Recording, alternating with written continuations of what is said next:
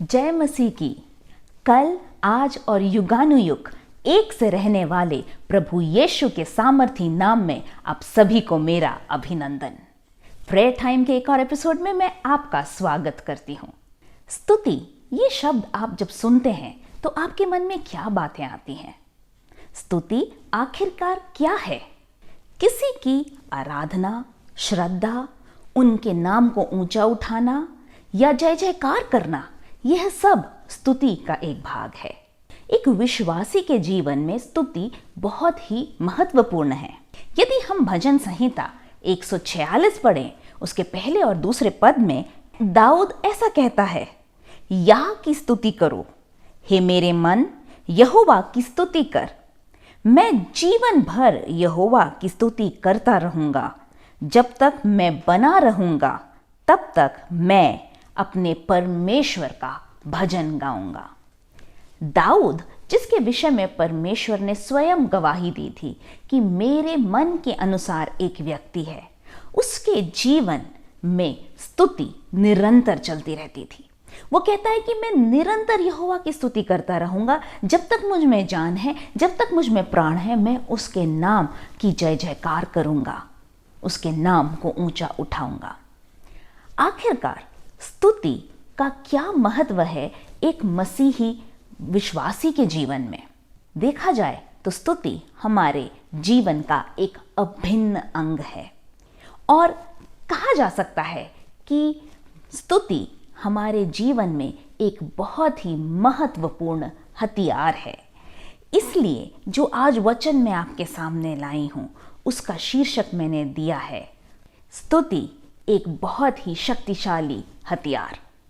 इसके पहले कि हम आगे बढ़ें, आइए हम प्रार्थना करेंगे। प्रेमी पिता परमेश्वर, हम आपकी उपस्थिति में आए, हम आपकी स्तुति करते, हम आपकी आराधना करते, आपके नाम को ऊंचा उठाते। और आज सुबह जब हम आपकी उपस्थिति में हैं, आपके वचन की गहराई में जानना चाहते हैं। प्रभु, आपकी स्तुति का क्या अर्थ है, इसका हमारे जीवन में क्या महत्व है? प्रभु जी, हमें और बताएं और सिखाएं। पवित्र आत्मा हमें अपने वचनों को और समझने की बुद्धि और शक्ति दीजिए। सब कुछ आपके हाथों में समर्पित करते हैं, यीशु के नाम में हम मांगते हैं, आमीन आमीन। जैसे मैंने कहा, स्तुति एक बहुत ही शक्तिशाली हथियार है। बाइबल में हमें अलग अलग आत्मिक हथियारों के बारे में बताया जाता है।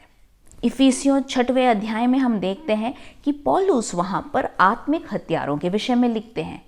हाँ, उन हथियारों में एक स्तुति तो नहीं है, किंतु हर विश्वासी के जीवन में स्तुति बहुत महत्वपूर्ण है। अगर हम देखें तो हमें स्तुति क्यों करना है? क्या है स्तुति आराधना? स्तुति हमेशा आराधना के साथ या धन्यवाद के साथ जुड़ी होती है।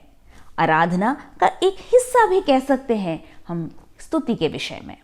जब हम प्रभु के गुणगान गाते हैं, जब उनको महिमा देते हैं, उनके नाम को ऊंचा उठाते हैं, हृदय की गहराई से उन्हें हम आशीषित करते हैं, उनके वचन को हम की जय जयकार करते हैं, तो वो हमारे हृदय से निकली हुई स्तुति और आराधना के रूप में होती है। आखिरकार हमें परमेश्वर की स्तुति क्यों करनी है या हम क्यों करते हैं परमेश्वर की स्तुति? सबसे पहले तो हम इसलिए परमेश्वर की स्तुति करते हैं क्योंकि वो जो है उसके विषय में वो परमेश्वर है जो स्तुति के योग्य है। साथ ही साथ हम परमेश्वर के उन कार्यों को याद करते हुए जो उन्होंने हमारे जीवन में वो अद्भुत कार्य किए हैं, हम परमेश्वर की स्तुति करते हैं।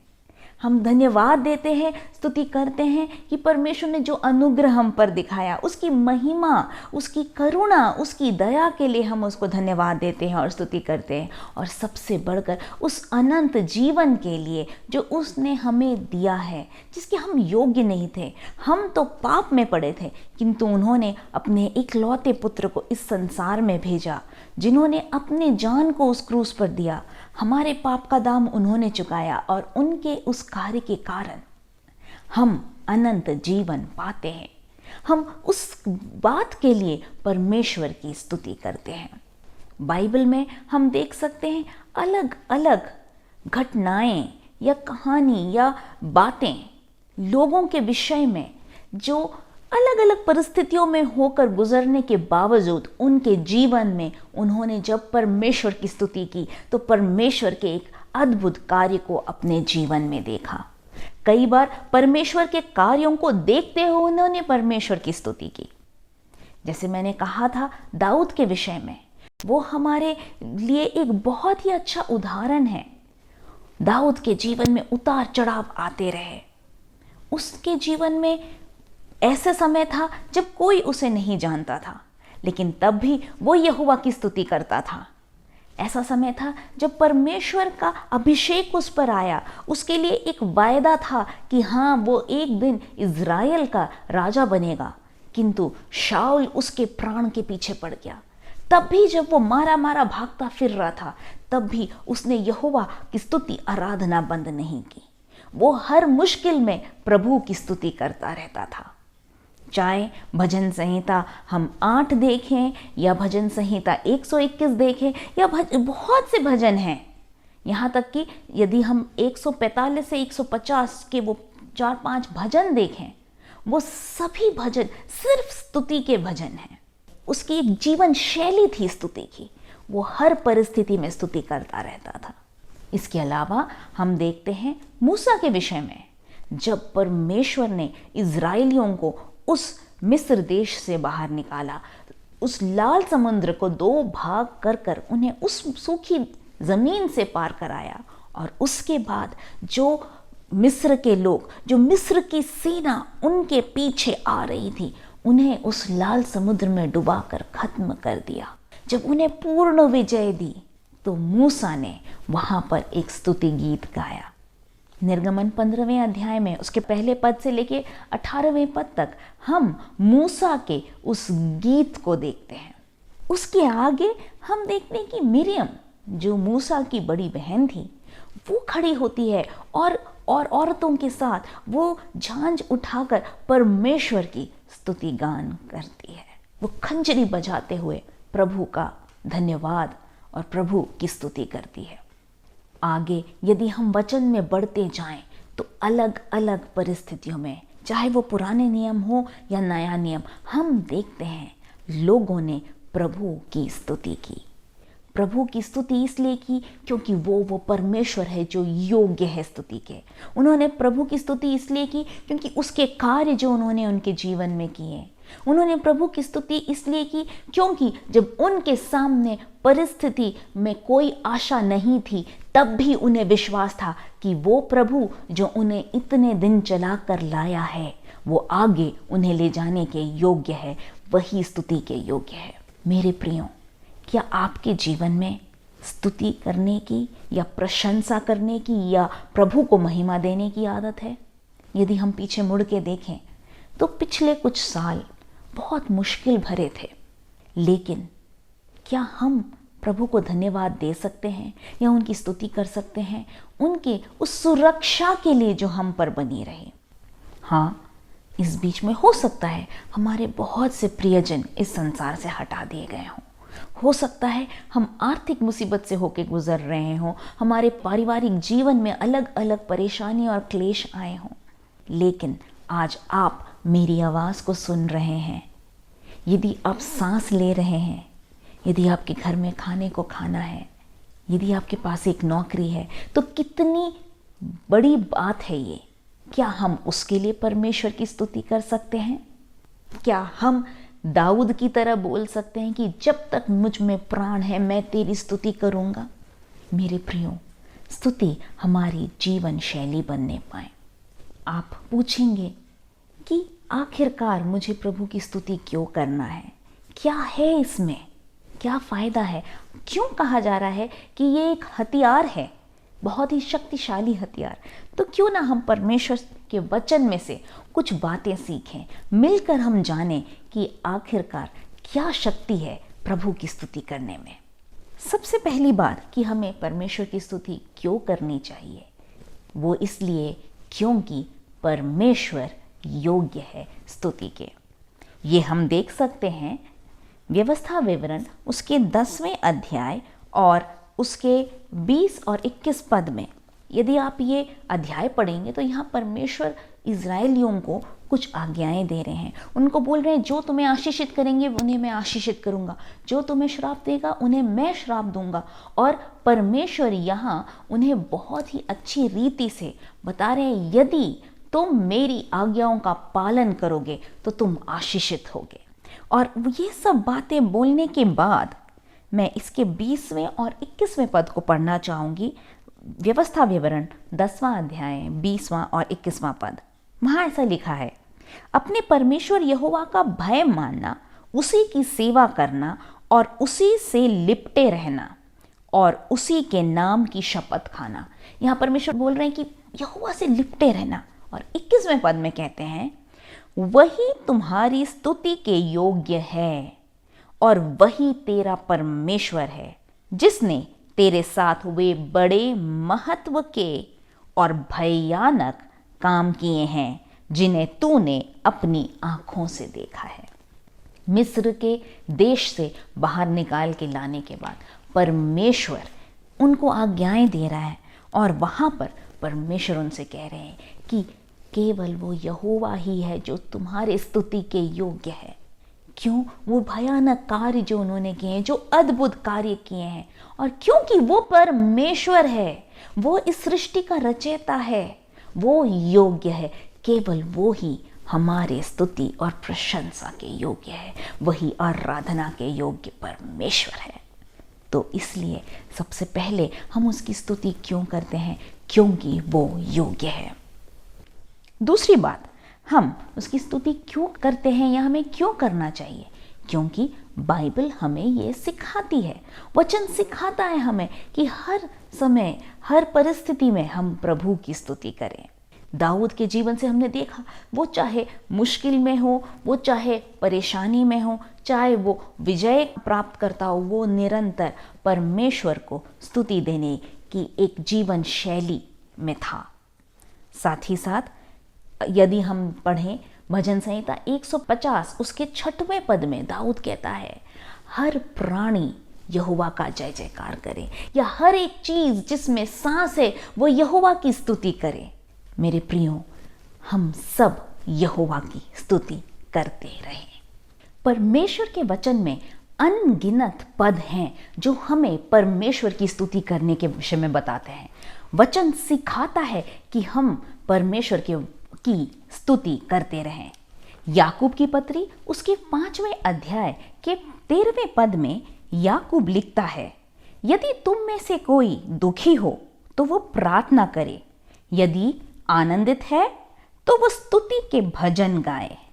यदि हमारे जीवन में आनंद हो तो हमें क्या करना चाहिए? वो स्तुति गाना चाहिए। यदि हमारे जीवन में मुश्किलें हो तो भी प्रार्थना के साथ हमें प्रभु की स्तुति करना चाहिए, क्योंकि उसमें एक विजय है। तो हम इसीलिए स्तुति करते हैं क्योंकि वो वचन हमें यही सिखाता है। तीसरी बात, हम इसलिए स्तुति करते हैं क्योंकि जब हम स्तुति करते तो हमारा जो केंद्र या ध्यान जो है, जो मुश्किल है, जो परेशानी है, या अपने आप के ऊपर से हटकर परमेश्वर की ओर मुड़ जाता है। आज के जो ज़माना है, जो हमारी परिस्थितियां हैं, मनुष्य बहुत अधिक स्वयं पर केंद्रित हो गया है। मनुष्य में, हम समाज में भी यही देखते हैं कि लोग कहते हैं वो करो जो तुम्हें खुशी दे, तुम्हें आनंद दे। व्यक्ति, सारे लोग अपने आप पर केंद्रित हैं। मनुष्य को इस बात की छूट दी जाती है कि वो जो चाहे करे जब तक वो उसे खुशी देती हो। लेकिन वचन हमें ये नहीं सिखाता। वचन के अनुसार हमारा केंद्र परमेश्वर है। परमेश्वर ने हमें रचा उनकी आराधना के लिए, उनकी स्तुति के लिए। और इसीलिए जब हम स्तुति करते हैं, जब हम उनके नाम की जय जयकार करते हैं, उनके उन कार्यों के लिए उनके नाम को ऊंचा उठाते हैं, तो हमारा जो ध्यान है, हमारी जो केंद्र बिंदु है जीवन की, वो अपने आप से हटकर वो ध्यान परमेश्वर पर जाता है। कई बार जब हमारे सामने बड़ी परेशानी या मुश्किल खड़ी होती है और हम घबराए होते हैं, लेकिन जब हम परमेश्वर की जय जयकार करते हैं, जब उनके नाम को ऊंचा उठाते हैं, जब हम उनकी स्तुति करते हैं, तो हमारा ध्यान उस परिस्थिति पर, उस परेशानी पर नहीं होता है, लेकिन उस परमेश्वर पर होता है। और हम कह सकते हैं कि हाँ, मेरी परेशानी तो बड़ी है, मेरी परेशानी तो बहुत मुश्किल है, लेकिन मेरा परमेश्वर महान है। मेरा परमेश्वर हर मुश्किल को आसान करने वाला परमेश्वर है, हर तकलीफ में एक राह निकालने वाला परमेश्वर है। इसीलिए हम स्तुति करते हैं, ताकि हमारा ध्यान उस परेशानी से, उस मुश्किल से हटकर हमारे प्रभु पर केंद्रित हो जाए। चौथी बात जो मैं आपके साथ बांटना चाहूँगी कि हम स्तुति क्यों करते हैं, वह इसलिए करते हैं क्योंकि स्तुति हमें एक अपने आप को नम्र करने की परिस्थिति में लाता है। यदि हम वचन पढ़ें तो याकूब 4:10 में लिखा हुआ है, प्रभु के सामने दीन बनो तो वह तुम्हें शिरोमणि बनाएगा। जब हम चाहते हैं कि परमेश्वर हमें बहुतायत से ऊपर उठाए, तो हम परमेश्वर के सामने अपने आप को नम्र और दीन करते हैं। जब हम उनकी स्तुति करते हैं तो हम इस बात को मान रहे हैं कि हम में अयोग्यताएं हैं, हम अपर्याप्त हैं, हम हर कार्य को नहीं संभाल सकते, पूरा कर सकते, हर परिस्थिति का सामना हम अपने आप नहीं कर सकते।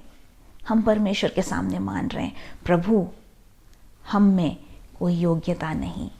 हम परमेश्वर के सामने मान रहे हैं, प्रभु जी हम तो बलहीन हैं, लेकिन आप बलवंत हैं।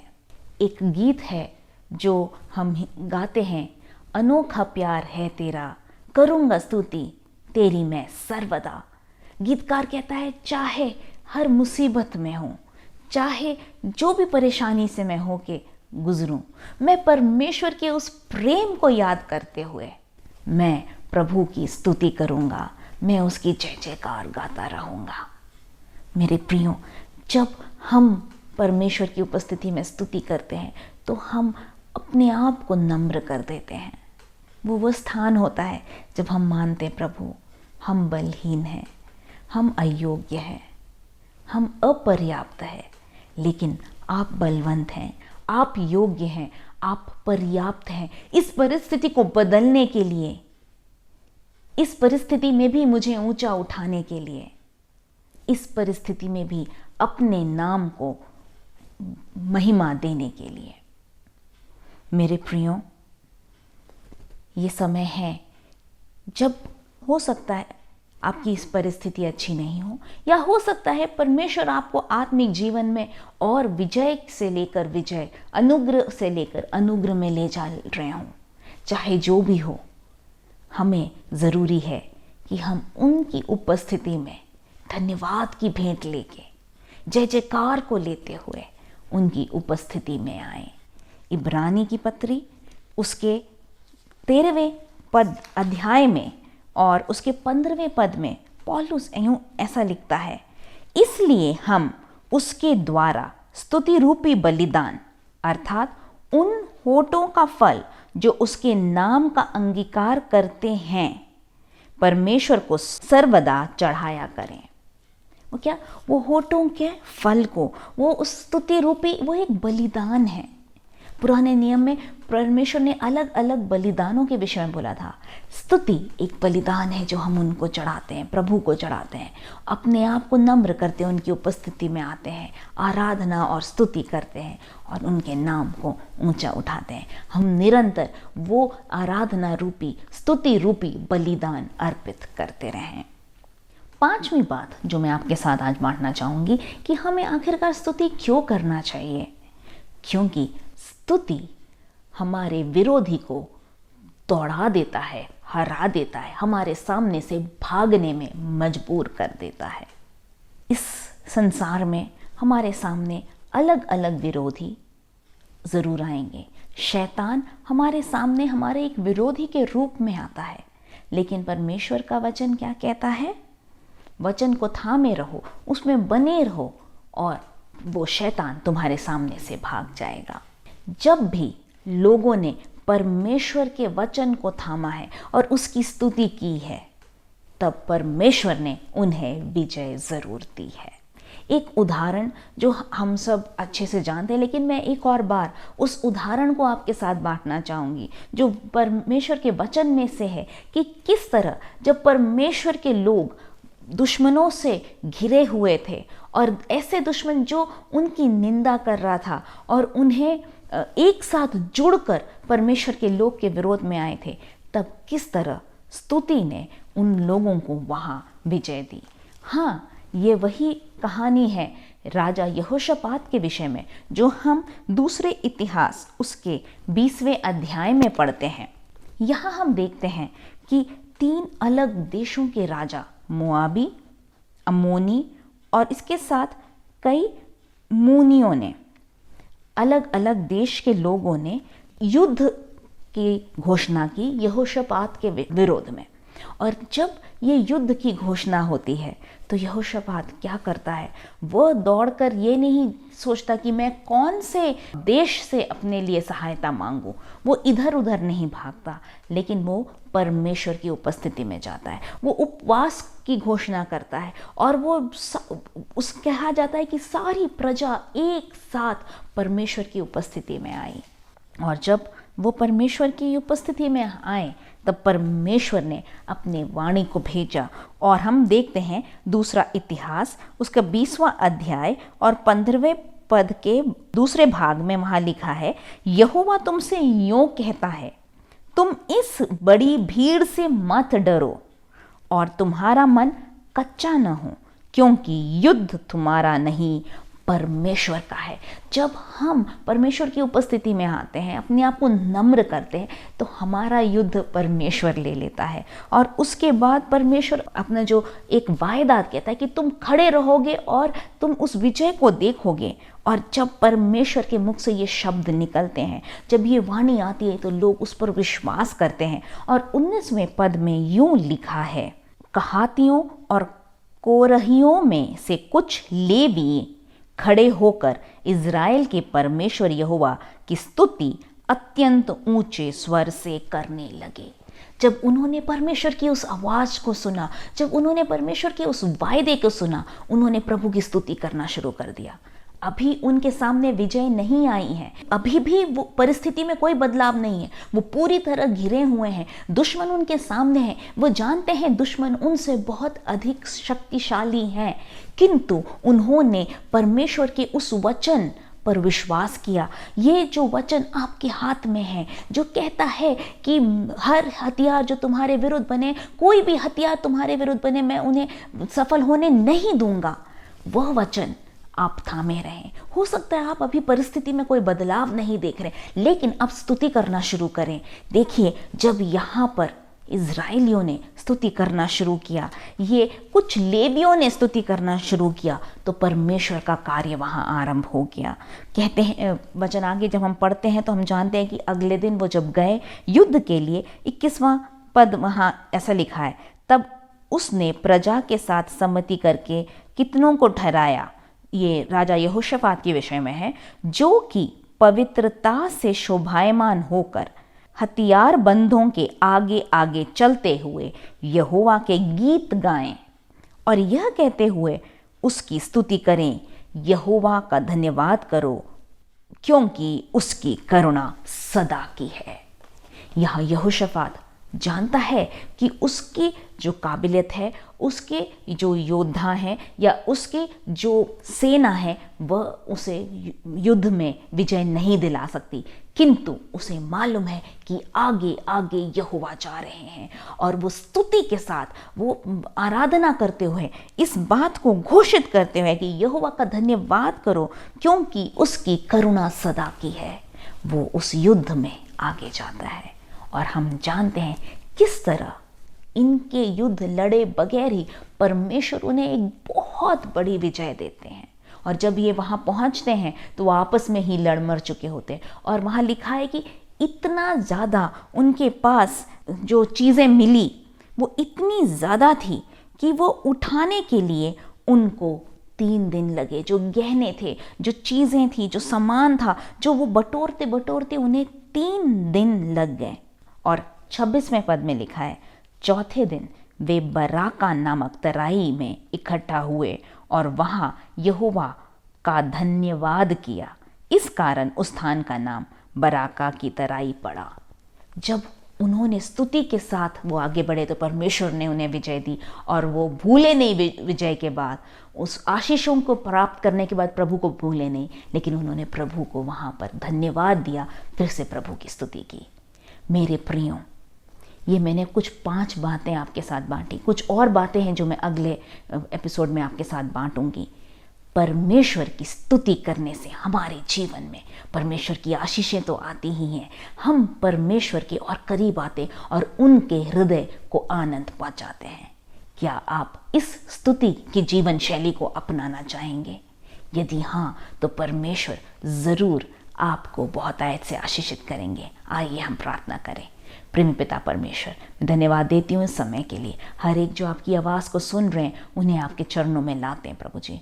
होने दे उनकी जो कोई भी परिस्थिति क्यों ना हो, वह स्तुति रूपी बलिदान को निरंतर आपको अर्पण करते रहें। और प्रभु जी, जब वो ऐसा करते हैं, प्रभु आपके दिल को आनंद पहुंचाते हैं, आपके नाम को ऊंचा उठाते हैं और अपने जीवन में छुटकारे को देखने पाएंगे, अपने जीवन में आपके नाम की महिमा को देखने पाएंगे। धन्यवाद, धन्यवाद, धन्यवाद। हमारी प्रार्थना सुनने के लिए धन्यवाद। यीशु के नाम में हम मांगते हैं, आमेन, आमेन। प्रभु आपको बहुतायत से आशीषित करे। इस सप्ताह निरंतर प्रभु की स्तुति करते रहें, स्तुति को अपना जीवन शैली बनाएं। प्रभु आपको आशीषित करे। जय मसीह की।